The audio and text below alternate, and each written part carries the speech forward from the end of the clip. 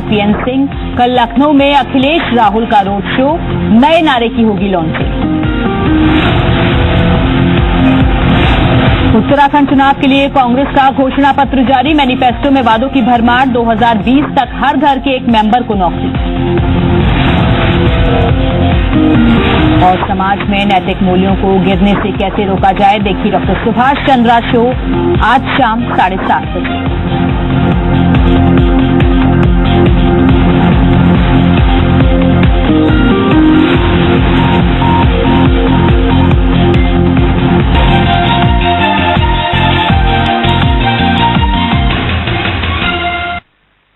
नमस्कार, बजट बतकही में आप सभी का स्वागत है। मैं हूं विवेक पाठक। आज हम बात करेंगे आगामी बजट को लेकर।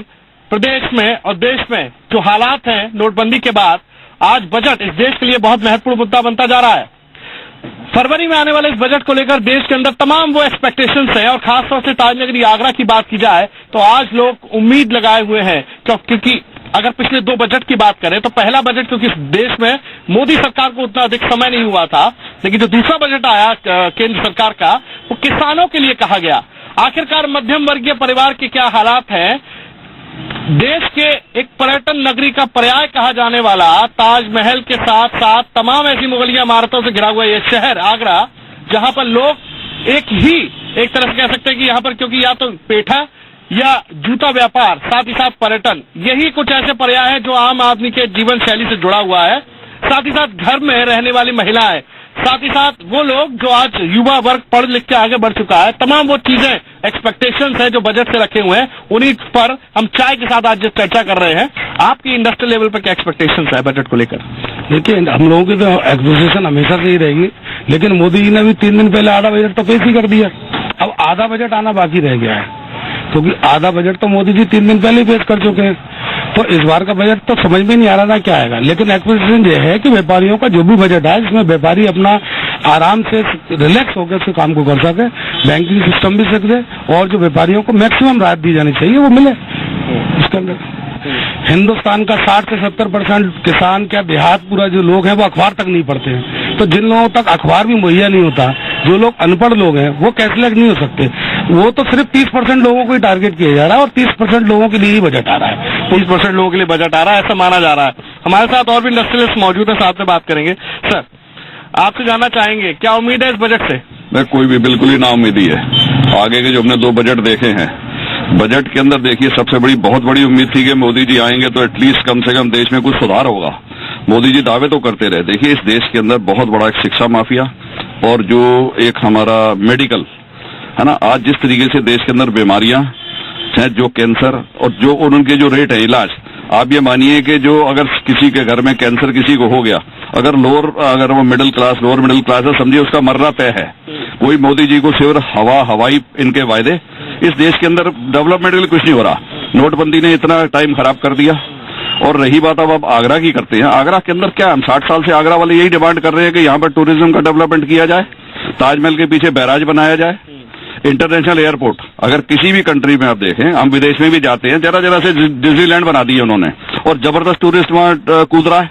यहाँ पर इतना कुछ है और हम लोग आज भी आपके सामने खड़े होकर मांग ही कर रहे हैं कि जैसे कि मेडिकल प्रैक्टिस है, उसके लिए बजट में आप देखिए आज 5% जो है खाली सरकारी अस्पताल देखते हैं, बाकी 85 to 90% प्राइवेट हॉस्पिटल देखते हैं उनको और क्लिनिक्स देखती हैं। उनको कोई भी फैसिलिटी नहीं है। कोई भी लोन भी मिलता है तो 13% या 14% पे या 12% पे मिलता है। आप फॉरेन कंट्री में चले जाएं तो 0% पे मिलता है। टूरिज्म, आगरा टूरिज्म का एक सेंटर है। आज ताजमहल विश्व धरोहर है, लेकिन हम अपने ताजमहल को भी नहीं बेच पाए। हम अपने टूरिज्म को गोवा के पैटर्न पे या थाईलैंड के पैटर्न पे नहीं कर पाए। इसमें बहुत सारी कमियां हैं। कोई भी यहाँ पे एक प्रोजेक्ट यहाँ खड़ा नहीं होता। कोई भी यहाँ पे बजट में कुछ नहीं दिया जाता आगरा के टूरिज्म के लिए। लेदर इंडस्ट्री है उसके लिए, पेठा इंडस्ट्री है उसके लिए। और मैं सबसे पहले लास्ट में, क्योंकि मैं यहाँ का छावनी का उपाध्यक्ष भी हूँ और सारी छावनियों का कहते हैं उपाध्यक्ष हूँ, तो मैं ये कहना चाहता हूँ कि छावनी की जनता, आज यहाँ पॉपुलेशन कम हो रही है, 50,000 से कम हो गई है आगरा में। छावनी के लिए यहाँ के जो लोग रहते हैं ये आज भी ऐसे रहते हैं जैसे पाकिस्तान में रह रहे हो।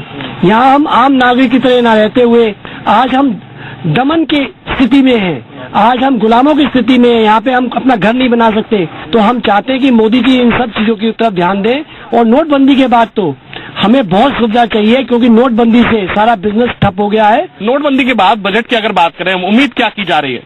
नोटबंदी का जो सबसे ज्यादा असर हुआ है वो मध्यम वर्ग पे हुआ है। इस मध्यम वर्ग जो कि नोटबंदी से इतनी समस्याएं जो उसने झेली है, उससे हम ये उम्मीद करते हैं कि इस बजट में सरकार जो टैक्सेशन की लिमिट है उसको बढ़ा के 5 लाख किया जाए। दूसरा, उसकी छोटी छोटी बचतों की आदतों को डालने के लिए इसमें बचत की जो ज्यादा ब्याज दर दी जाए आम जनता को। और तीसरा, जो कैशलेस ट्रांजैक्शन मोदी जी बात करते हैं बार बार कैशलेस की, उस कैशलेस ट्रांजैक्शन जो भी कर रहे हैं मध्यम वर्ग या कोई सा भी वर्ग जो भी है, उसको टैक्सेशन में उसकी छूट प्रदान की जाए धारा 80C के अंतर्गत, जिससे कि वो और भी प्रोत्साहित होगा अपनी क्या कहते हैं कैशलेस ट्रांजैक्शन करने के लिए। कैशलेस ट्रांजैक्शन करने के लिए तो यहाँ बचत की बात की जा रही है। बचत पे भी ज्यादा ब्याज मिलनी चाहिए, उम्मीद लोगों को है, क्योंकि हमारे हिंदुस्तान का एक कल्चर है कि बचत करनी है। महिलाएं गृहिणी चाहे घर पे हो चाहे बाहर हो, सेविंग अकाउंट्स के अंदर आपको हमेशा पैसा मिलता था। और वो कई ऐसी महिलाएं थी जिन्होंने खाते ना खुलवाया, लेकिन घर में फिर भी अपना बचत जो है मैनेज करके चलती थी। हमारे साथ और भी इकोनॉमिस्ट है, आपसे बात करेंगे सर। अब नोटबंदी के बाद कितनी नई कंपनियां खुलेंगी सर? देखिए, कंपनियां तो जरूर खुलेंगी, क्योंकि अब व्यक्ति जो होगा वो ऑर्गेनाइज सेक्टर की ओर बढ़ेगा। अभी तक जो भी था अनऑर्गेनाइज तरीके से जिस तरह से व्यापार चलते थे, फिलहाल जब से 8 तारीख के बाद, 8 नवंबर के बाद जब से नोटबंदी हुई, तब से मैंने बाजारों की हालत देखी खुद अपनी आंखों से। तो एक डर खरीदार और दुकानदार दोनों के मन में आ गया। खरीदार के पास वो स्टॉक पड़ा है जिसका उसके पास दुकानदार के पास वो स्टॉक है जिसका कहीं हद तक उसके पास कैश ट्रांजैक्शन के जरिए उसने माल ले लिया, उसके पास उसके प्रॉपर बिल्स नहीं है, तो अब उन्हें बेचने में वो डर रहा है। खरीदार इसलिए नहीं जा रहा है कि पहले की जो आम जरूरतें हैं वो उसे पूरा करे या फिर पहले ऐसी चीजों को खरीदे, मतलब जो जरूरतों की चीजें उसे खरीदे। अब रेगुलाइज करने की बात की जाए, इसकी बात अगर आ जाए तो ऑर्गेनाइज सेक्टर की ओर बढ़ेगा। जैसा आपने मुझसे क्वेश्चन पूछा कि क्या कंपनियां खुलेंगी या फर्म्स बनेंगी, तो निश्चित ही बनेगी, क्योंकि मोदी सरकार ने जो स्टार्टअप इंडिया का एक ऑफर। क्या उम्मीद रख रहे हैं वो इस बजट से? जो नई कंपनियां खोलना चाहते हैं, नए रोजगार शुरू करना चाहते हैं, वो लोग क्या उम्मीद कर रहे हैं इस बजट से? वो लोग ये उम्मीद कर रहे हैं जो टैक्सेशन है उसमें उनको लचीलापन मिले, और जो बैंक इतना पैसा जो जमा हुआ है, 14 लाख करोड़ से ज्यादा रुपया जो है वो बैंक्स के पास आ गया।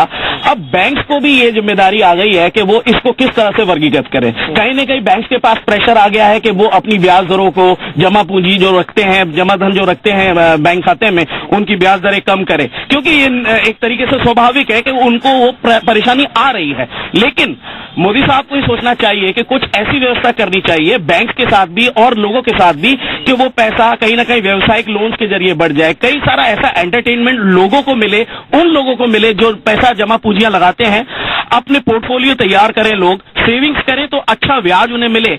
ऐसा उनको एक कैसे फॉर्मूले इजाद करने चाहिए। यानी कि अब तक जो लोग अभी सोच रहे थे कि उनको नया कारोबार शुरू करना है, लेकिन नोटबंदी के एक खौफ के बाद में वो लोग कहीं रुके हुए थे, और जो लोग व्यापार कर भी रहे थे, क्योंकि अनफॉर्मेट पे व्यापार चल रहे थे, तो उसको अब रेगुलराइज करने के लिए मोदी के इस बजट से, देश के वित्त मंत्री अरुण जेटली के इस बजट से लोगों को बहुत उम्मीदें हैं, और वो चाहते हैं कि अगर बजट में उनके लिए सहूलियतें बढ़ाई जाती है तो हो सकता है कि आने वाले समय में देश का पैसा, जो काला धन जिसको मोदी सरकार टारगेट करती रही है, उसको जो है सॉल्व किया जा सकेगा। हमारे साथ और भी लोग हैं यहाँ पे जुड़े हुए, क्योंकि आगरा में है ताजनगरी खास तौर से पर्यटन का पर्याय मानी जाती है, तो यहाँ पर हम टूरिज्म को नहीं बात करें, ऐसा हो नहीं सकता।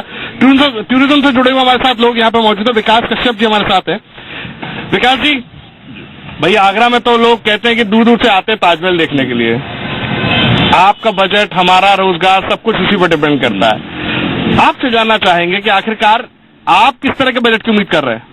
देखिए, ये शहर का दुर्भाग्य है कि विश्व विख्यात शहर में होने के बावजूद भी यहाँ के लोग अपने आप को ठगा सा महसूस करते हैं, जबकि यहाँ वो सारी चीजें मौजूद हैं कि जो कि इसको एक बहुत ऊंचाई पर ले जा सकती है शहर के नाम को, लेकिन वहाँ कुछ दिया नहीं जाता। हर साल बजट आता है, लेकिन शहर को टूरिज्म के नाम पर कुछ नहीं दिया जाता। लगातार संख्या पर्यटकों की यहाँ विदेशी पर्यटकों आंकड़ों के अनुसार घट रही है, जिसकी कि शायद समीक्षा करना जरूरी है। क्यों घट रही है, जिसकी कोई समीक्षा नहीं की जाती, उसके क्या कारण है। अब मोदी जी ने वसूली तो कर ली, नोटबंदी के दौरान वसूली कर ली, लेकिन आम आदमी को, जनता को रियायत भी चाहिए।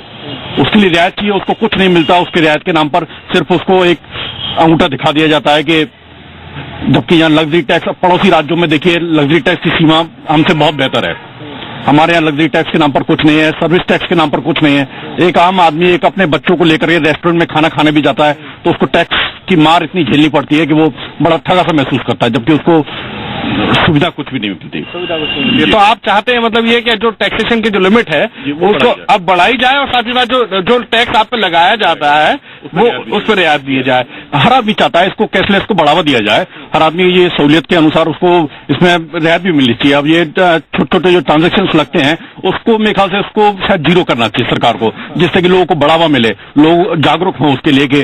अब बहुत लोग कैशलेस ट्रांजेक्शन को इसीलिए बढ़ावा नहीं देते क्योंकि उनको लगता है कि मेरे कुछ पैसे भी इसमें कटेंगे। यानी कि सरचार्ज को कम करना चाहिए। उम्मीद बहुत है, टैक्सेशन जो अभी तक जो लिमिट है वो बढ़ती हुई दिख रही है क्योंकि सरकार के पास टैक्स कलेक्शन के लिए पैसा बहुत है और टैक्स कलेक्शन के दायरे में लोग और बड़े हैं।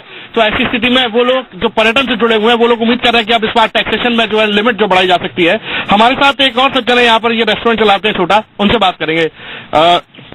खाना खाने आते हैं लोग आपके यहाँ, आप बिल भी देते हैं, क्या उम्मीद कर रहे हैं इस बजट से? क्योंकि लोग आ रहे हैं, आपको भी बताते होंगे कि महंगाई का जमाना है, कैसे मैनेज करेंगे अपने रेस्टोरेंट को? पहले हर कोई आता था बिल को, अब इस समय जब मोदी जी ने किया है हर कोई कार्ड लेके आता है और हम लोग स्वैप करते हैं और हमें इससे बहुत फायदा है और गवर्नमेंट को ऑटोमेटिकली टैक्स आ रहा है। मतलब बेफिजली जो है वो कम हुई है और तमाम वो चीजें हैं जिसमें टैक्सेशन की खासतौर से बात निकल के आ रही है। कैशलेस इंडिया की बात की जा रही है लेकिन कैशलेस के लिए कई सहूलियतें हैं जो यहाँ के देश के लोग चाहते हैं इस बजट से और कई घोषणाओं की उम्मीद कर रहे हैं। हम ट्यूशन पर भी बात करेंगे, अभी एक सेक्शन और बचता है जिसमें गाइड एसोसिएशन के लोगों से बात करेंगे और जानना चाहेंगे कि आखिरकार पर्यटकों के साथ उनका क्या अनुभव रहता है, क्या बजट से लिंक्ड वो चीजें अपने लिए और इस देश के सरकार से, इस देश के प्रधानमंत्री और वित्त मंत्री से उम्मीद की जा रही है। हम इस ब्रेक के बाद बताएंगे और ब्रेक के बाद आपको लेके चलेंगे सीधे यहाँ के किसानों के पास और यहाँ के आम आदमी के पास कि उनकी बजट, उनका जो एक किचन का जो सेटअप है आखिरकार वो कैसे चलेगा, घर का रसोई से लेकर उनका घर का जो जीवन शैली कैसे निर्धारित रहेगी, इस पर इस ब्रेक के बाद हम बात करेंगे।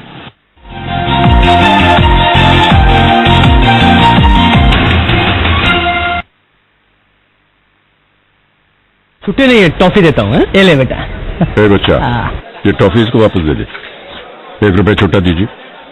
इसे रखिए, ये 1 रुपया बड़े काम की चीज है। प्रधानमंत्री सुरक्षा बीमा योजना है, इसमें हर महीने अगर आप केवल 1 रुपए के हिसाब से यानी सालाना 12 रुपए भरते रहे तो भगवान न करे कभी आपके साथ दुर्घटना हो जाए, आप विकलांग हो जाए, कोई अनहोनी हो जाए तो आपको और आपके परिवार को इस बीमा योजना के तहत 2 लाख रुपए धनराशि मिल सकती है। तो आज ही इस योजना से जुड़े।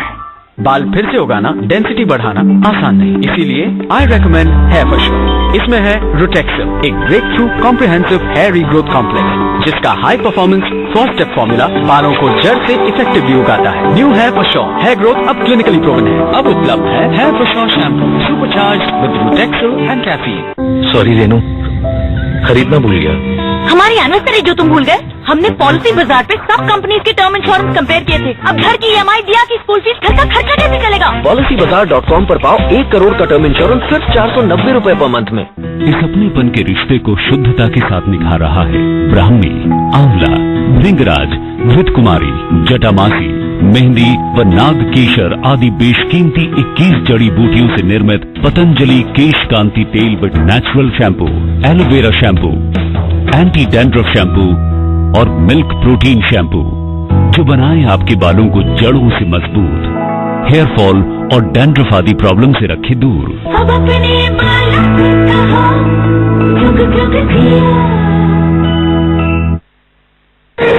Here gravity and physics don't call the shots and sound travels slower than you.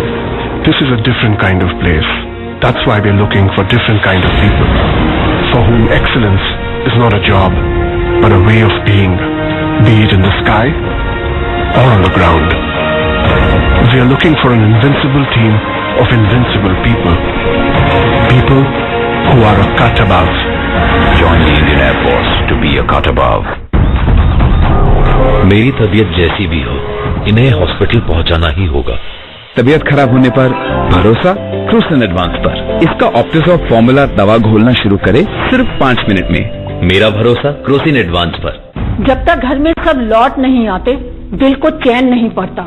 बच्चे हैं, पढ़ने भी जाएंगे, बड़े काम काज के लिए भी जाएंगे, सुरक्षित लौटेंगे कि नहीं, डर बना रहता है। देश मोदी जी के नेतृत्व में आगे बढ़ रहा है और उत्तर प्रदेश दिन पे दिन पिछड़ रहा है। भय, लूट, अत्याचार नहीं चाहिए ऐसी सरकार। परिवर्तन लाएंगे, कमल खिलाएंगे, भाजपा को वोट दें।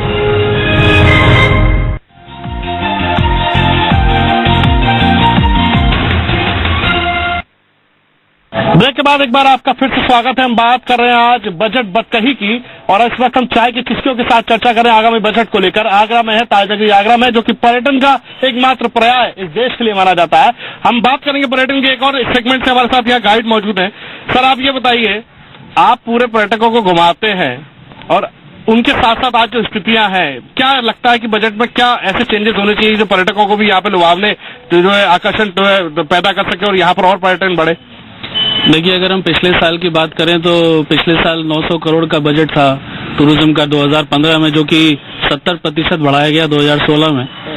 मैं अगर गाइड की नजर से देखूं तो नोटबंदी के बाद भी 9% टूरिज्म बढ़ा है इस साल आगरा में, जिसमें कि लोकल टूरिस्ट ज्यादा आए थे। लेकिन अगर मैं गाइड की नजर से देखूं तो उसमें सुविधाओं की मुझे बहुत कमी लगती है। तो मेरा ये कहना है कि इस बार बजट में इंफ्रास्ट्रक्चर के लिए पैसा बढ़ाया जाए, जिसमें कि लोकल टूरिज्म को बढ़ावा दिया जाए। फॉरेन टूरिस्ट तो है ही ऑलरेडी, कमी आती रहती है, कभी बढ़ जाता है, कभी कम हो जाता है, लेकिन लोकल टूरिस्ट के लिए सुविधाओं की बहुत कमी है। हमारी हैंडीक्राफ्ट इंडस्ट्रीज मर रही हैं इस समय आगरा में, जो कि ज्यादातर केवल फॉरेन टूरिस्ट पर ही डिपेंडेंट है।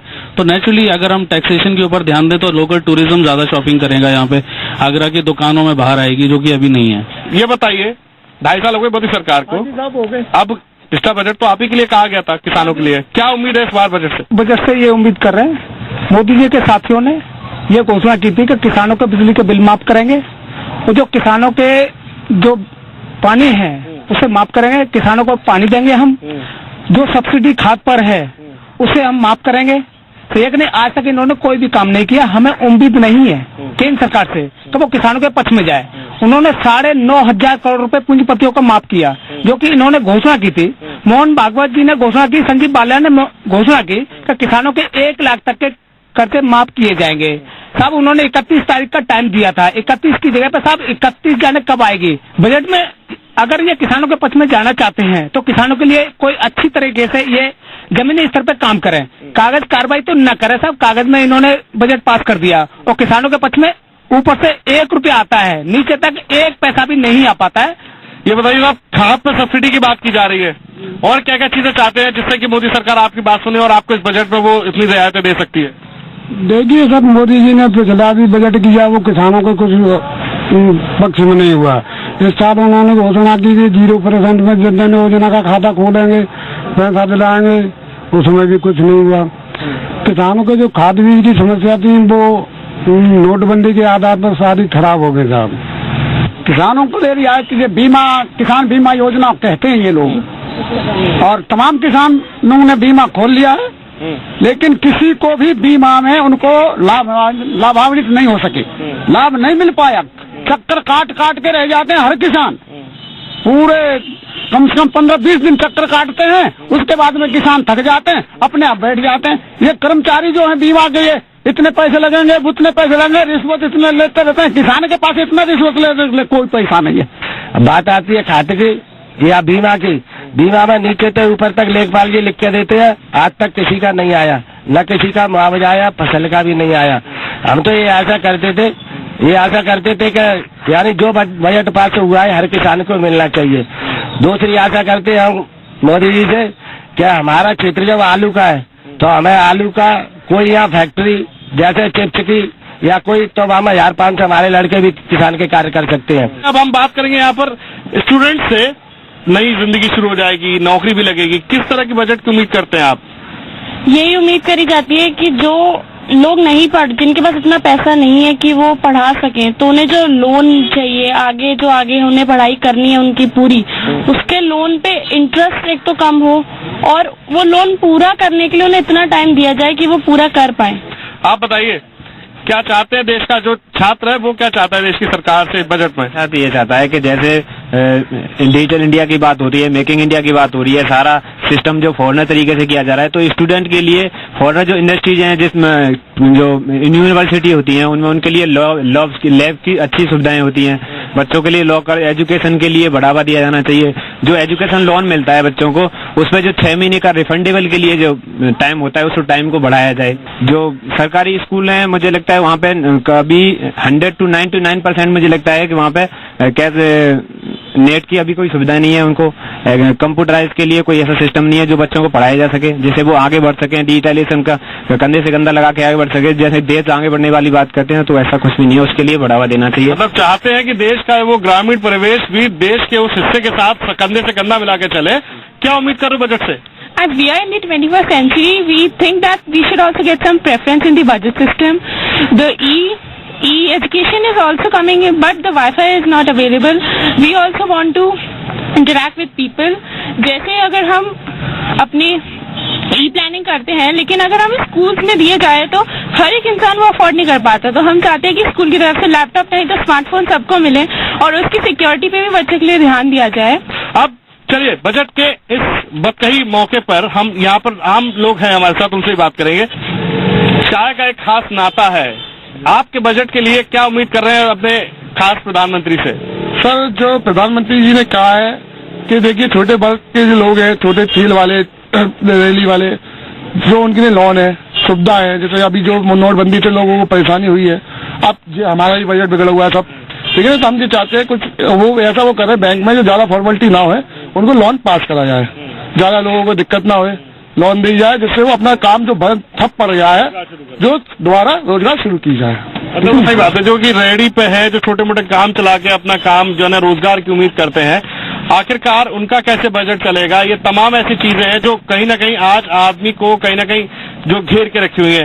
इस साथ ही साथ हम बात करेंगे चलते चलते आखिरकार लास्ट में हम टूरिज्म की बात करेंगे, किसानों की बात करेंगे और फिर इंडस्ट्रियल लेवल की बात करेंगे कि जाते जाते बजट बदकही में वो एक बात जाते जाते कहेंगे कि आखिरकार बस बजट से सीधे सीधे चाहते क्या है। तमाम इन चर्चाओं के बाद हम बात करेंगे। यहाँ पर सर आपसे जानना चाहेंगे क्या चाहते हैं एक लाइन में बजट में बताइए।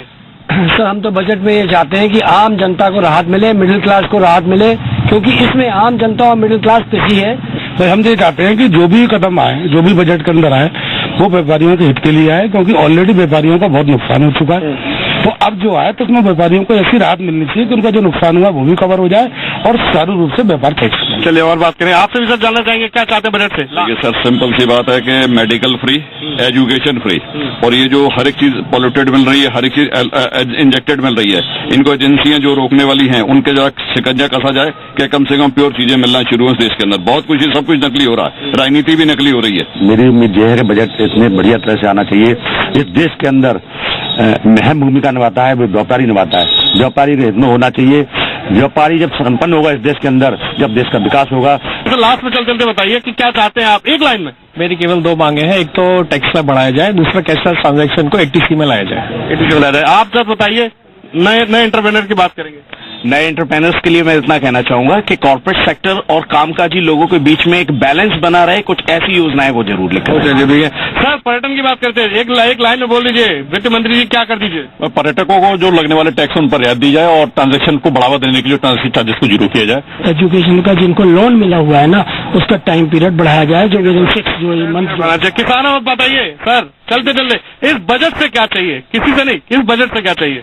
मोदी जी किसानों के पक्ष में आए, किसान साथ में रहेगा, और किसानों के पक्ष में नहीं आए तो किसान साहब इनसे दुखी रहेगा। किसानों के पक्ष में आना चाहिए, चाहे वो अलग अलग सेक्शन और अलग अलग सेक्टर की बात कर ली जाए, लेकिन आज भी आदमी चाहता है कि किसी न किसी तरह से जो बजट आने वाला है वो मध्यम वर्ग के हितों को देखते हुए और साथ ही साथ किसान और शिक्षा से जुड़े हुए तमाम जो सुविधाएं आज भी जो हमारे देश में कहीं ना कहीं बड़ा चैलेंज है, इस बजट के अंदर उस सबको रखा जाए और इस देश के अंदर एक नए चमत्कारिक बजट की उम्मीद ताजनगरी आगरा से देखने को मिल रही है।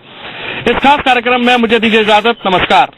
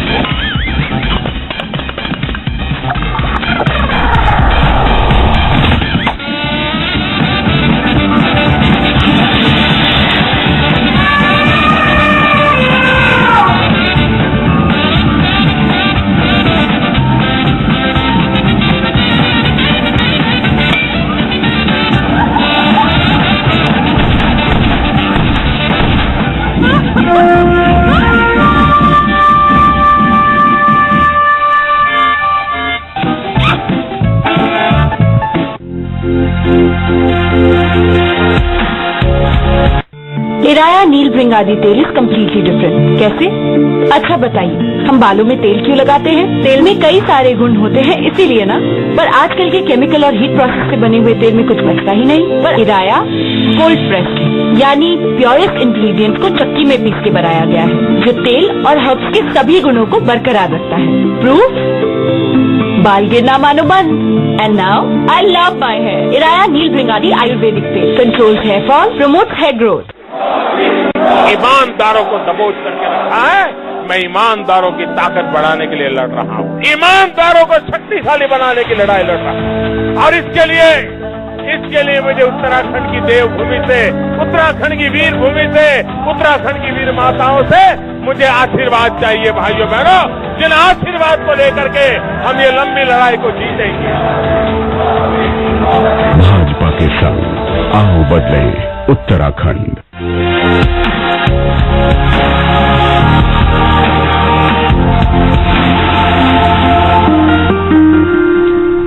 नमस्कार, आप देख रहे हैं इंडिया 24/7 और मैं हूं आपके साथ अजीत। देखेंगे शहर शहर रिपोर्टर। उससे पहले इस वक्त की सुर्खियां।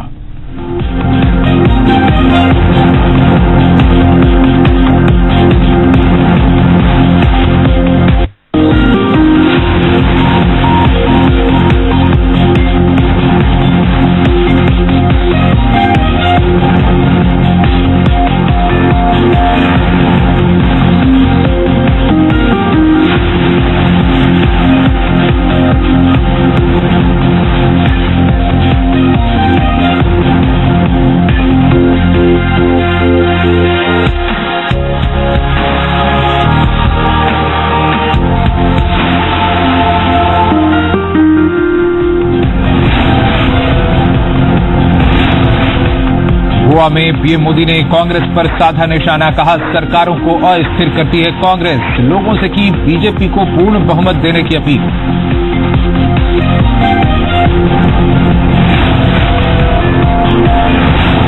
बीजेपी के मैनिफेस्टो जारी होने के तुरंत बाद मीडिया के सामने आई माया। घोषणा पत्र को बताया छलावा तो केंद्र सरकार को हर मोर्चे पर बताया फेल।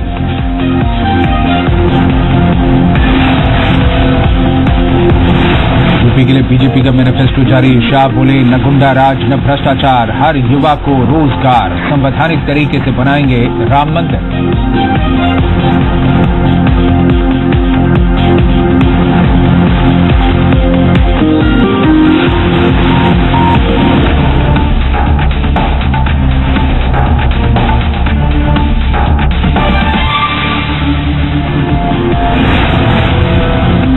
गोवा में पीएम मोदी ने कांग्रेस पर जमकर निशाना साधा। गोवा के पणजी में पीएम मोदी ने चुनावी सभा को संबोधित करते हुए कहा कि कांग्रेस सरकारों को अस्थिर करने का काम करती है। पीएम ने कहा कि गोवा की वर्तमान सरकार ने सर्वांगीण विकास का उत्तम उदाहरण पेश किया है। गोवा रैली में पीएम ने कहा कि आज पूरे देश में केंद्र की सरकार टूरिज्म पर बल दे रही है। पीएम ने कहा कि जो लोग सोच रहे थे कि नोटबंदी के कारण टूरिज्म बंद हो जाएगा, उनकी बोलती बंद हो गई है। पीएम ने कहा कि गोवा ने 10 साल में 1 दर्जन से ज्यादा सीएम दिए हैं, जो कि गोवा की सबसे बड़ी बीमारी है और इसके लिए कांग्रेस जिम्मेदार है। रैली के दौरान पीएम ने गोवा की जनता से बीजेपी को बहुमत देने की अपील की। कांग्रेस को अस्थिरता बड़ी सूट कर जाती है, क्योंकि अस्थिरता